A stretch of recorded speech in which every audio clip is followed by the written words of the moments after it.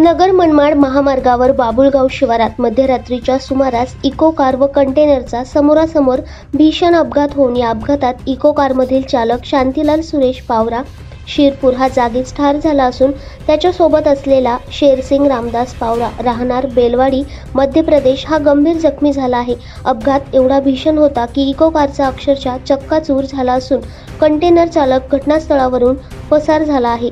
या अपघातानंतर नगर मनमाड वाहतूक काही काळ विस्कळीत झाली होती। येवला शहर पोलिसांत अपघाताची नोंद करण्यात आली असून पुढील तपास सुरू आहे।